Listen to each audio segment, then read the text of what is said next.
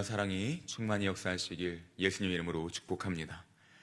하나님께서는 하나님의 종 모세를 통하여서 십계명을 주셨고 또한 그에 따른 여러 가지 율법의 세부 사항들을 알려주셨습니다. 율법은 법입니다.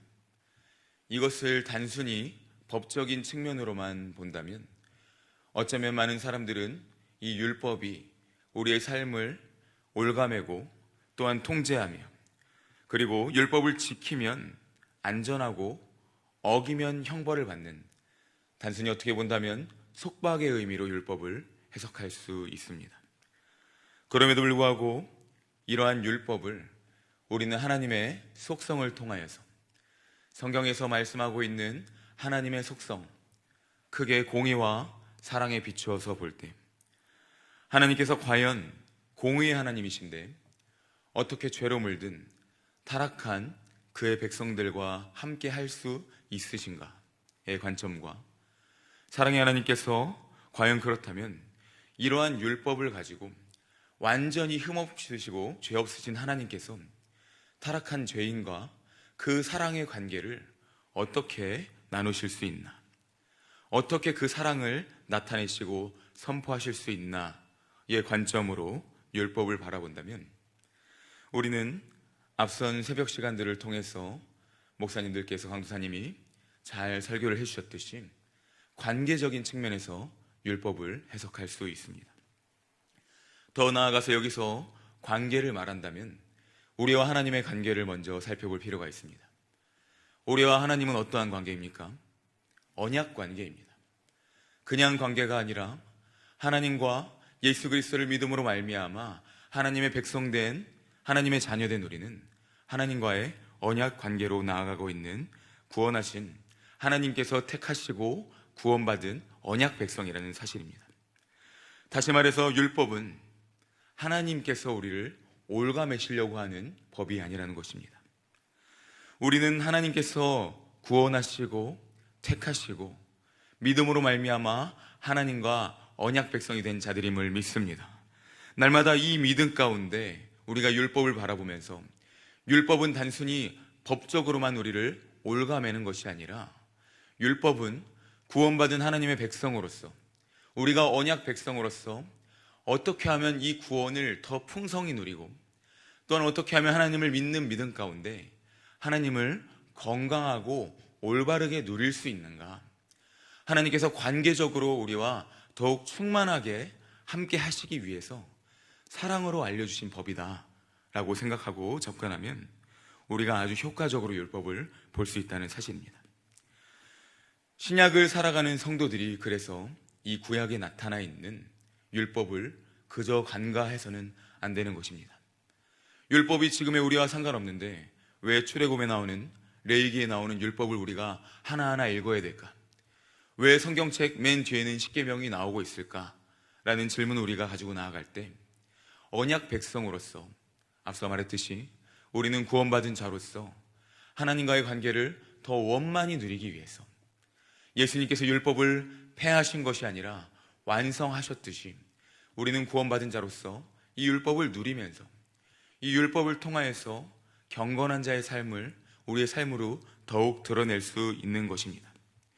곧 율법은 구원을 받기 위한 도구가 아닌 것입니다.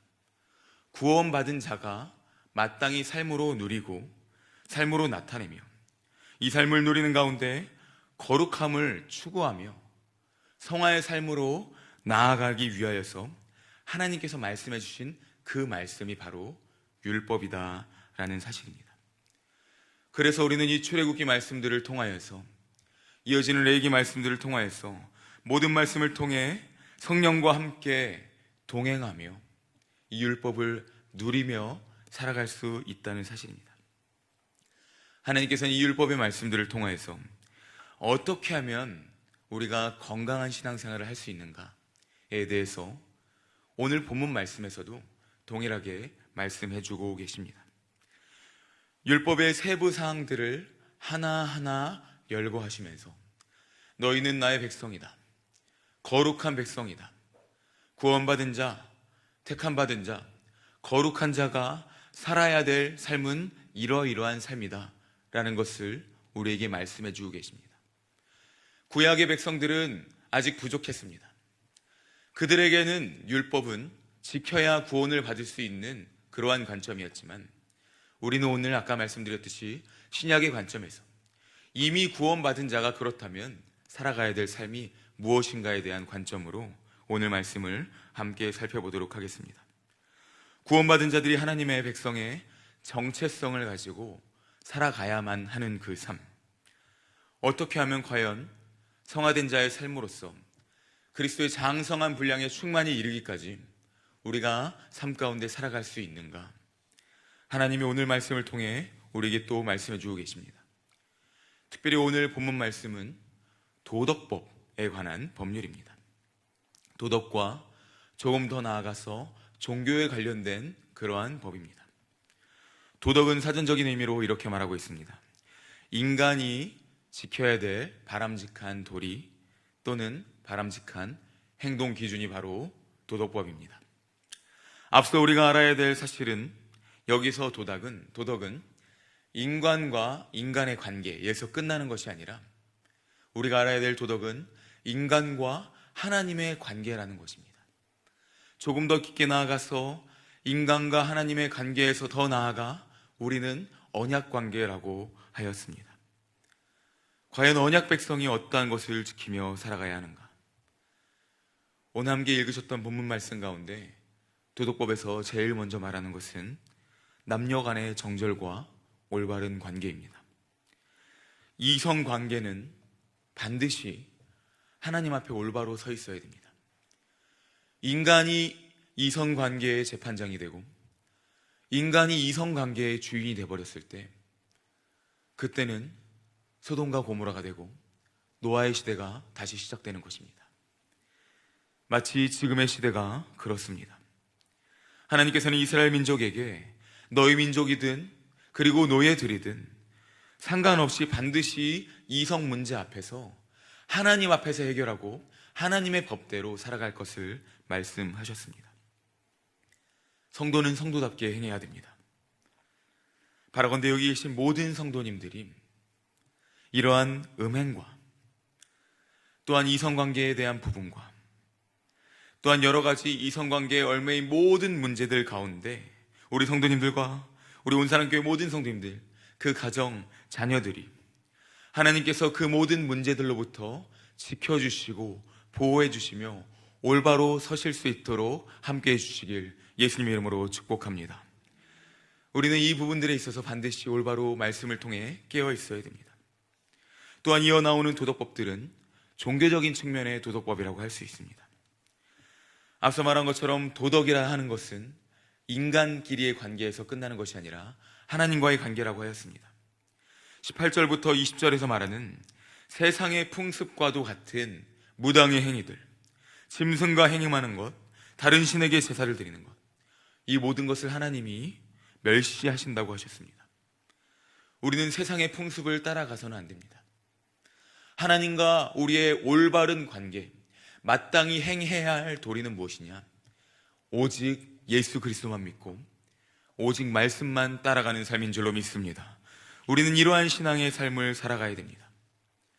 사도 바울은 고린도 성도들에게 고린도전서 5장 9절에서부터 11절 말씀에 보면은 음행하는 자들을 사귀지 말라 말하면서, 음행하는 자들, 탐욕을 부리는 자들, 우상 숭배를 하는 자들, 술 취하여 속이는 자들, 이러한 모든 자들을 사귀지 말라 하였습니다. 한마디로 인간에 대한 것과 하나님에 대한 모든 도덕법에 대한 것을 하나로 통합하여서 너희가 조심하여라, 깨어 있어라 말하고 있습니다. 우리는 깨어 있어야 됩니다. 또 오늘 21절에서부터 27절에서 사람과 사람의 관계에 있어서 힘이 없고 연약한 자들을 배려해라 말하고 있습니다. 이 예화는 길게 말할 것도 없습니다. 예수님이 살아가신 그 삶을 살아가면 되는 것입니다. 과연 예수님 말고 어떤 예화가 필요할까요? 복음서에 나오는 예수님의 모든 삶을 여기에 적용한다면 가난한 자와 함께 하셨고 줄인 자와 병든 자와 어려운 자와 괴로운 자와 함께 하셨던 그 모습, 예수님은 율법을 완성하신 그 삶을 몬소 삶으로 살아가셨습니다. 그러므로 우리 또한 그리스도의 그 사랑을 오늘 하루의 삶 가운데 날마다 살아가려고 말씀을 통하여서 깨달아야 합니다. 다른 곳에서 사랑을 깨닫는 것이 아니라 말씀을 통하여서 깨닫고, 예수님이 용서하셨지, 예수님이 사랑하셨지, 예수님이 이 삶을 살아가셨지, 나 또한 이 삶으로 나아가야겠다, 그리스도를 본받아야겠다 하는 그리스도와 연합한 하나된 삶을 추구하며 나가야 됩니다. 마지막으로 함께 31절 말씀을 읽도록 하겠습니다. 31절 말씀 한 목소리로 읽겠습니다. 너희는 내게 거룩한 사람이 될지니 들에서 짐승에게 찢긴 동물의 고기를 먹지 말고 그것을 개에게 던질지니라. 아멘. 28절에서부터 31절에서 말하는 삶, 곧 하나님 앞에 거룩한 자로 살아가라는 의미입니다. 언약 백성으로 살아가라, 구원받은 자로 살아가라. 우리가 이러한 삶을 살아가야 되는 줄로 믿습니다.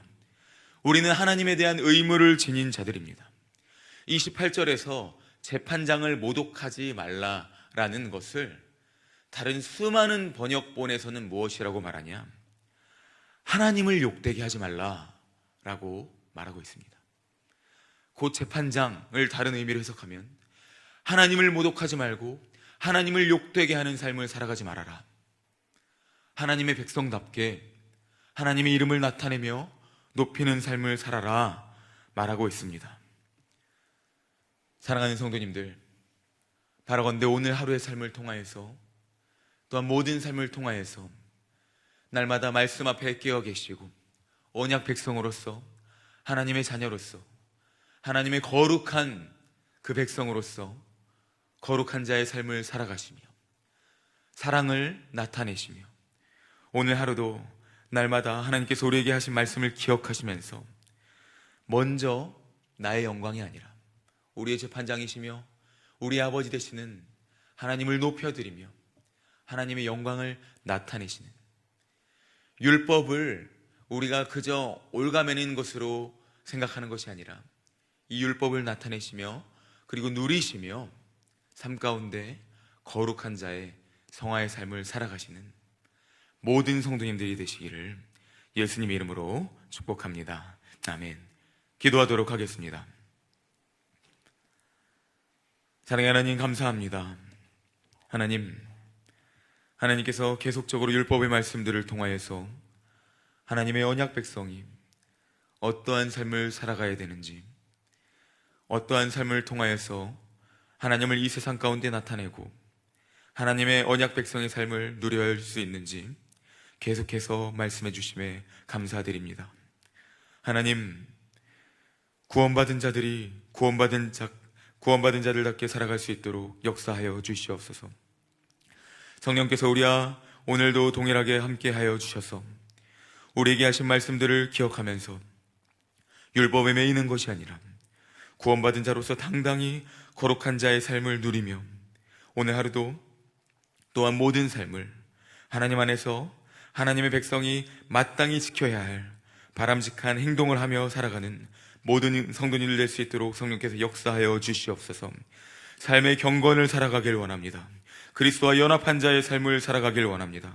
이 삶을 살아가시는 모든 성도님들 될 수 있도록, 우리 온사랑교회 모든 성도님들 될 수 있도록 성령께서 역사하여 주시옵소서. 하나님, 1,000번째 예물로 나아갑니다. 천재지변 일제에서 늘 보호하여 주시고 학교 적용, 만남의 축복, 건강과 안정된 직장, 믿음의 배필 위해서 하나님께서 모든 기도의 제목 들어주시고 응답하여 주시옵소서. 또한 모든 성도님들 기도의 제목이 있습니다. 하나님, 하나하나 응답하여 주시고 모든 가정과 그 자녀들과 자손들 가운데도 함께하여 주셔서 코로나 시대 가운데서 믿음이 무너지지 않고 하나님께로 나와 더욱 굳건해지는 삶을 살아가는 모든 성도님들의 삶과 가정 될 수 있도록 성령께서 역사하여 주시옵소서. 우리 시간 한 목소리로 함께 기도의 제목들을 가지고 기도하며 나아가실 때 하나님 역사하여 주시옵소서. 하나님, 율법을 누리며 살게 하여 주시고 경건한 자의 삶을 살 수 있도록 사랑으로 살아가고 하나님을 나타내며 살아갈 수 있도록 인도하여 주시옵소서. 주님 이름 한 번 부르고 함께 기도하며 나아가도록 하겠습니다. 주여